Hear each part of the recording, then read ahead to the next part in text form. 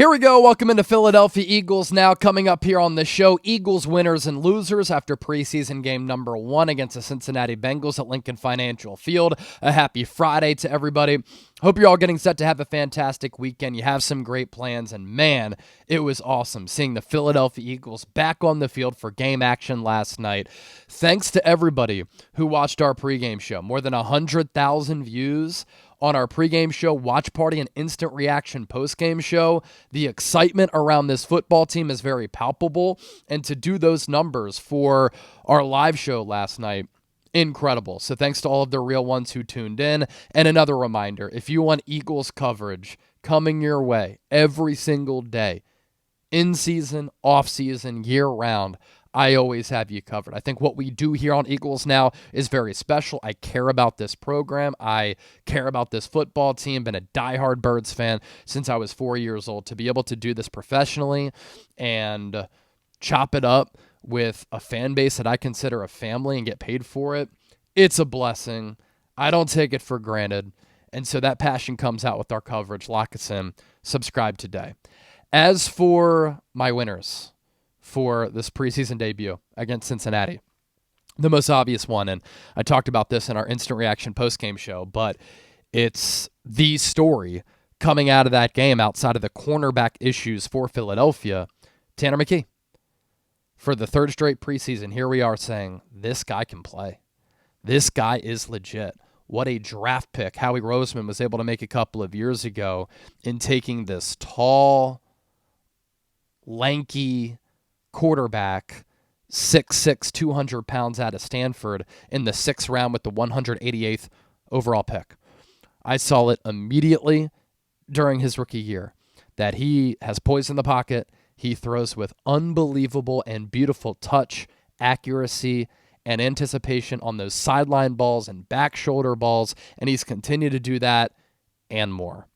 He has good pocket mobility. He has really good smarts. At that size, he's able to survey the field and process very well. He gets rid of the ball on time, accurately, and he is very good throwing on the move for a guy his size. And what I love about him, and quarterbacks either have this instinct or they don't, he gives his receivers a chance to make a play. I mean, last night he cooked. And he proved why the Eagles have deemed themselves this quarterback factory. And this isn't just this regime. It's not just recently. This is an organizational philosophy for owner Jeffrey Lurie that we must invest in the backup quarterback position. And this has been taking place since Andy Reid was here in 1999. Drafted Donovan McNabb number 2. Had Doug Peterson as the holdover starter. Doug EP became the backup with a lot of starting experience, and he was around Brett Favre for years. Throughout Andy Reid's era, how many backup quarterbacks stepped in to play well and win huge games for this team, whether it be in the regular season or in the playoffs? Coy Detmer, A.J. Feely, Jeff Garcia, Michael Vick, Nick Foles was a backup who won Super Bowl MVP, and now you have Tanner McKee. It is a luxury to have a quarterback this talented on your team who could start for a handful of teams across the NFL, who is the best backup quarterback in the National Football League. And if Jalen Hurts were to go down, you have a lot of confidence in McKee and his ability to drive the ship, run the show, and keep this Eagles team as a dangerous team in the National Football League. Also remember, he was going up against the Bengals ones for the first 2 series of that game.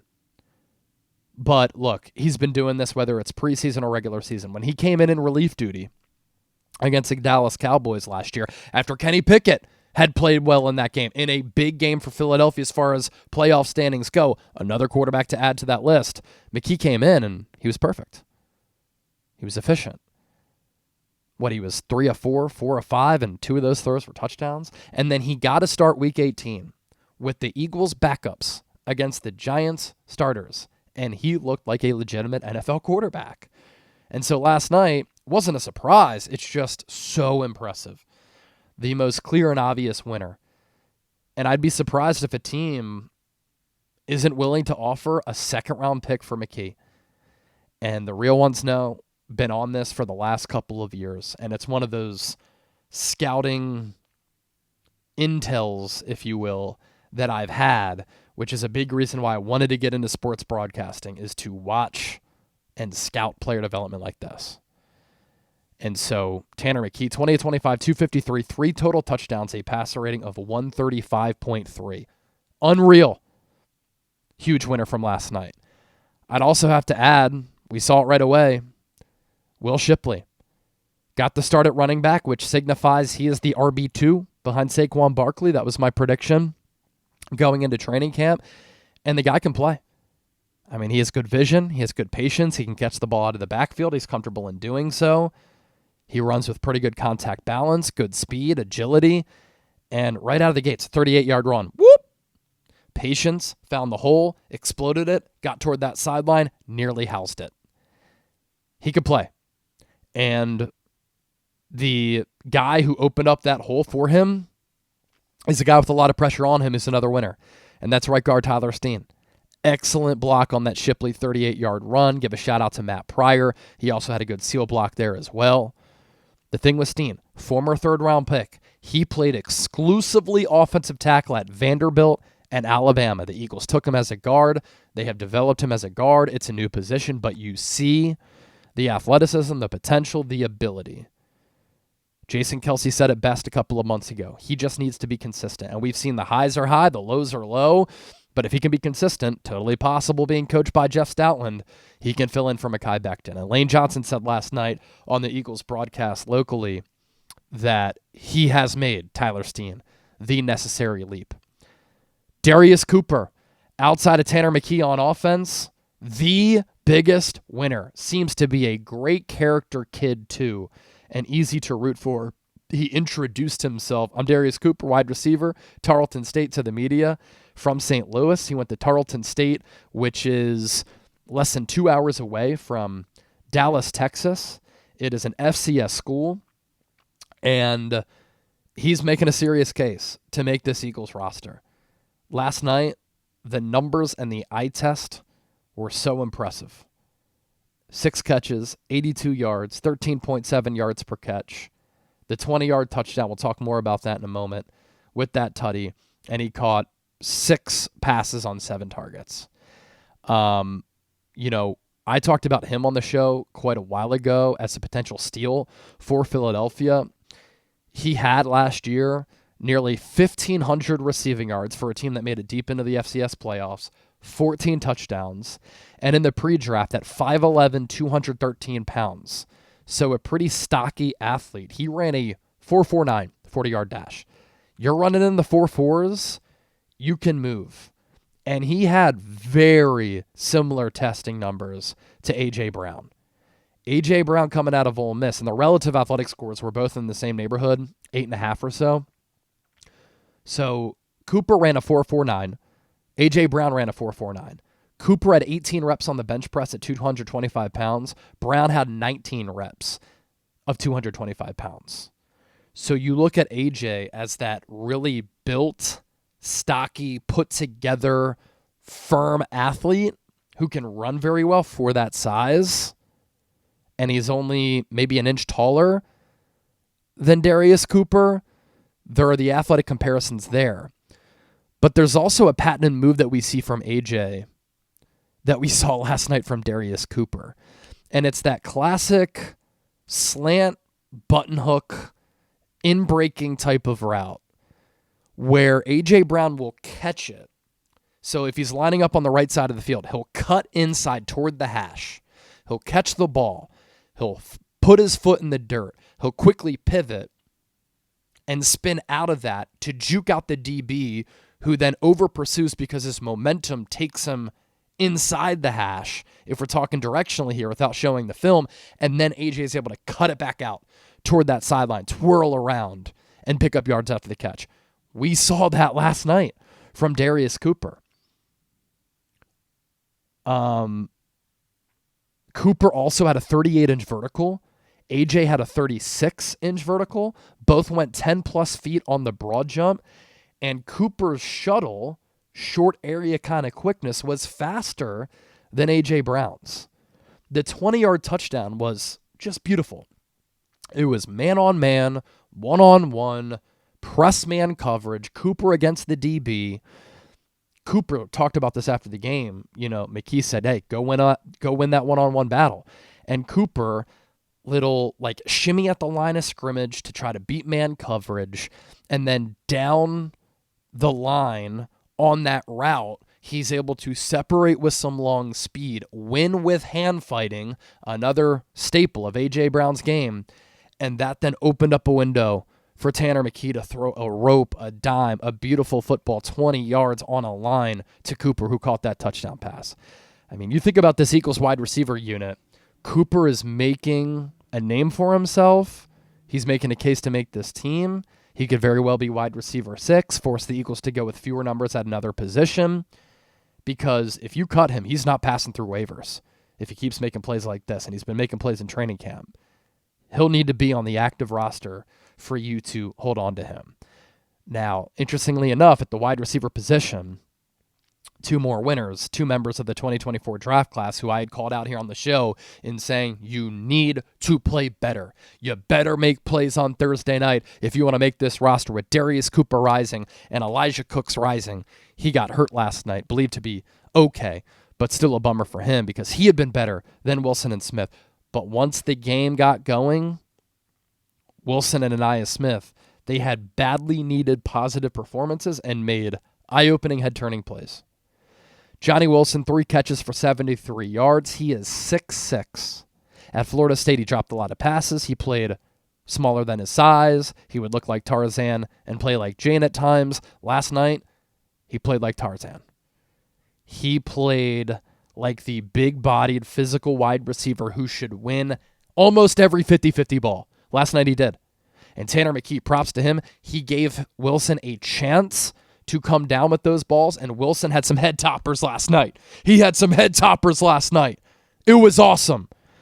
And I get fired up because when you're 6'6", and you have the size of a tight end, and you're playing at wide receiver, and you're a good run blocker, and the Eagles took you, you got to play up to that size and take advantage of that physicality. He did finally last night. There was a rep earlier in training camp where he lost a 50-50 ball to Mac McWilliams, who's 5'10". You got 7-8 inches on him. Go up and snag it. Wilson did that last night. And with that, Eagles are probably like, that's why we took you in the 6th round in 2024. That's the potential that we see. That's why you're worthy of making the 53. Anaya Smith, like Wilson, 5th round pick though, 2024, needed to have a good night. He did. Caught that touchdown from McKee, and his punt return for 46 yards. Nick Sirianni's been talking about the short area quickness. But for a smaller player, my issue with Smith sometimes is that he ran a 4.5 40-yard dash. If you're that small, sometimes you need to be very quick to make it in this league. And if you're slow and small, it's not good. But Smith does have some short area quickness. Sometimes that can be stop thinking and overthinking and just go do. A.J. Brown kind of had some deep conversations with Anaya Smith in an offseason workout video on AJ's YouTube channel when they were running the steps at Lincoln Financial Field. Envision it. You can do it. You're here for a reason. Smith last night showed, I'm here for a reason. I mean, the 46-yard punt return, he almost overran it. It was shaky as far as the approach to the punt and catching it, but once he caught it, you saw that short area quickness, and then he was able to dart up the field. And if it comes down to a roster crunch and the Eagles want to keep Darius Cooper, Anaya Smith, Johnny Wilson, you might have to cut an Avery Williams, and you might have to make Smith, if he's going to be worthy of a roster spot, your punt returner. So good stuff there from Wilson and Smith. A.J. Dillon, I thought popped. He has some juice at nearly 250 pounds. It's not just power. I'd say the Eagles have 3 really good backs. Shunderick Powell, the UDFA out of Central Arkansas. He's a freak. Ran in the 4.4s. He's 5'8", 180. Kind of reminds me of a former Eagle, Dion Lewis, and a less thick Darren Sproles. But his jump cut to score that touchdown, you see why I think he has NFL ability. Drew Kendall started at center That means that he is the backup center behind Cam Jurgens, not Brett Tauth, who started at left guard. So Drew Kendall was a 6th-round pick out of Boston College. He started more than 30 games there. He was a team captain, all ACC player, a lot of starting experience. Has that quickness and agility to his game that Jurgens and Kelsey have. He's already the second stringer, and he's been getting some work at the guard spots. Positional versatility always important when you can be one guy who can occupy multiple positions and potential roster spots. And then let me say this, this is an under-talked about storyline. Kevin Patullo, first time calling plays in a game, looked pretty damn good while having to keep it vanilla with a backup quarterback in Tanner McKee. That offense was moving the ball. You do not often see offenses score 34 points in a preseason game. I know it's just preseason, but it's more than that. I'm thinking macro. I'm not thinking micro. Kevin Patullo put Tanner McKee in a spot to succeed, and he is the QB2. He had Johnny Wilson, Anaya Smith, Darius Cooper making plays. All the running backs look good while keeping it simple and vanilla. Impressive execution, good play calling. Lastly, on the winners front, Howie Roseman. One of the big takeaways I have coming out of this game, this team is deep. It is deep. And a lot of the young players who they're going to need to rely on to be depth pieces and good players for this team, they look good. And they are developing before our very eyes. The concerns I have, corner, safety. Get to that in a moment. But elsewhere, this is a deep team. And Howie Roseman, especially with this 2023 draft, this is how you form dynasties, man. Getting all these cost-control players who are playing pivotal roles before their second contracts. Jalen Carter, All-Pro. Nolan Smith, star potential. Tyler Steen, and by the way, they're 2 starters. Tyler Steen is going to start at right guard. Sidney Brown, Keely Ringo, we'll see. But they could both start for this football team. Tanner McKee, best backup quarterback in the NFL, Moro Ajomo, would start on any other team outside of the Eagles almost at defensive tackle. That's a hell of a 2023 draft right there. Defensively, more winners. We're just talking ball here. Gabe Hall. You see why the Eagles were willing to trade away Thomas Booker. Gabe Hall at defensive tackle, I think, is going to make this team. And as far as the depth numbers go, it'll be Jalen Carter, Jordan Davis starting, Moro Ajomo, Gabe Hall, Ty Robinson as the backups at defensive tackle. And he is a slender defensive tackle, kind of like Thomas Booker. But Gabe Hall made some explosive plays where he was able to explode off the snap, off the line of scrimmage. He was able to slim and wiggle through a couple of offensive linemen to make some plays. And the UDFA from last year out of Baylor, I think, was a reason why the Eagles were willing to give up Thomas Booker for Jacorian Bennett. Ty Robinson, he had a sack, a TFL, and a quarterback hit. You see the violent nature he plays with as a pass rusher. I mean, we're talking about a guy who's 6'5", 290, and ran a sub-4.5 40-yard dash at 4.88, 4.9. He can move. Now, because he's on the lighter side as a defensive tackle, he's certainly not a Jordan Davis, a Jalen Carter, or an Albert Hainsworth, who had a hula hoop waist and was an excellent player before he sold out in Washington. Ty Robinson's skinnier. He does need to be better against the run because I thought at times last night he was pushed around. Jacob Sykes is a depth piece at defensive tackle who played in the UFL in the spring and did get a shot with the Seattle Seahawks. I don't think he makes a team, but good practice squad candidate. His TFL was a nice little rep win. Jeremiah Trotter Jr. played a lot, but I think that's because Vic Fangio was saying, hey, you're going to start alongside Zach Bond week 1. You need reps. 6 tackles, 1 quarterback hit, as he always is, always around the ball, and he should have had an interception. He dropped one. Eli Ricks dropped one. Jahad Campbell dropped one. Jahad Campbell, all count him as a winner because you see it, man. The first play he's on the field, he made a tackle, and he kind of threw the ball carrier down. He finishes violent. He should have had an interception as well. And you just see the length, the athleticism, and the potential there. Tariq Castro Fields, he was a former late-round pick out of Penn State by the Niners a few years ago, recently with Washington. He was targeted 3 times, 3 pass breakups. Good reps by him. Another great practice squad depth candidate who maybe he can be a backup slot. on this team, although I think it's going to be DeJean and Mac McWilliams. And then Patrick Johnson. He had a sack that was called back, but that was an impressive rep. The very next play, sniffed out the screen and had an interception, nearly had a pick six. He has made so many plays throughout the preseason, throughout his Eagles career, and that could be another depth piece at edge rusher, outside linebacker. Eli Ricks at times, he said you're not going to see that shit again on his X page, but he did have a couple of pass breakups and should have had a pick. I know he had a penalty and gave up a 3rd and medium, 3rd and long, but he looked better than Keely Ringo and Adoree Jackson.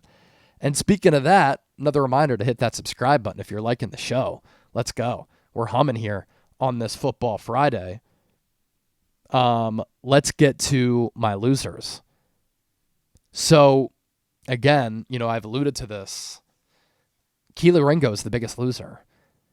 And I think the biggest issue with Keely is that he has 4.3 speed, but he lacks lateral quickness.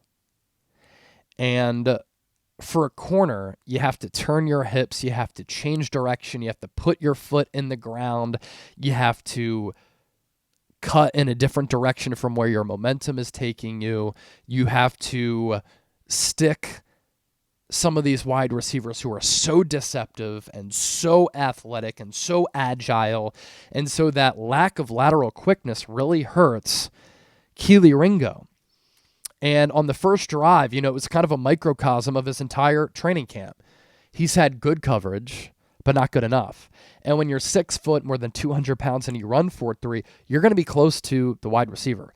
Do you have the ball skills? Can you stop on a dime to make a play on the rock?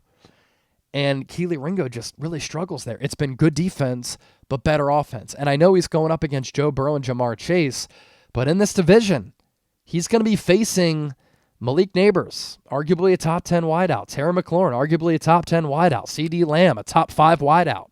On this schedule, you're going up against some legit wide receivers. Jordan Addison, Justin Jefferson. You're going up against Josh Allen and Buffalo. Jaden Daniels, Matthew Stafford, Devontae Adams, Puka Nacua. You're playing Justin Herbert. You're going up against Baker Mayfield, Mike Evans, Chris Godwin. There's a lot of good receivers on this schedule who Keely Ringo will have to cover. And last night, he had to hold Jamar Chase's jockstrap. First series of the game, he gave up that toe drag swag, really nice catch along the sideline to Chase. Great timing and anticipatory throw by Joe Burrow on that play. Okay, you'll give that up, fine. But on the second drive, it's just inexcusable to give up that Jamar Chase touchdown. He couldn't throttle down. He got overly aggressive. He couldn't stop. He over-pursued Chase. Chase juked him out of his cleats and was able to pick up, yards after the catch for that, 36-yard touchdown, whatever it was. And Keely Ringo was burnt toast. And that's where the lateral quickness really hurts him. He might run in a straight line 4.3, but can he have that misdirection to his game? Does he have the suddenness to his game? Does he have the flip hipping ability to his game? Does he have the instincts and the ball skills like a Quinyon Mitchell to his game?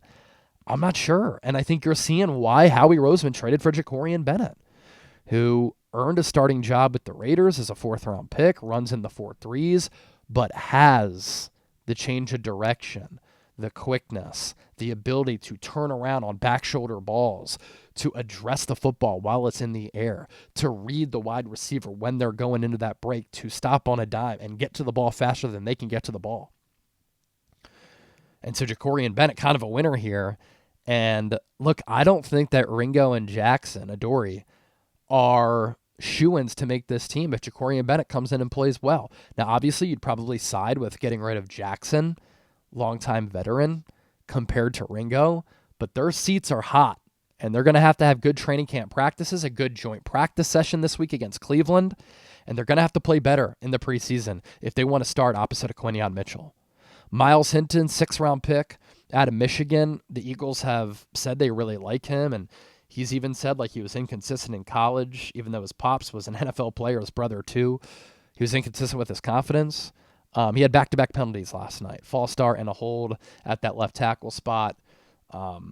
Sometimes when you have penalties like that, you're either getting beat or you're not confident in yourself to have a fast get-off once the ball is snapped to stop that incoming pass rusher. And so, look, he'll get better, I think, and he's got a frame and a body and skills that you can work with, but the back-to-back penalties weren't a great look. Laken Vakalahi is on this team, not counting toward the 90 or the 53-man roster by way of the International Pathway Program from Australia. He just might not have it. And I know that we're like, Aussie, rugby guy, Jordan Mailata, offensive lineman. Mailata's an all-pro, could be a Hall of Famer if he continues on this trajectory. Maybe the craziest developmental story in the history of the NFL, considering he had never played football before, with how dominant he is now. And the storylines, they coincide, they interconnect, but Laken Vakalahi, he got beat with strength and power and explosiveness on one rep, and he didn't look great. Not a strong anchor either. And so he needs to continue to improve. The Eagles might invest in his development, though, because he doesn't count toward the 53 because of the International Pathway Program. But I thought I red flagged him as a loser last night. And then Kyle McCord. He barely played. I really liked the player. Loved him coming out of Syracuse.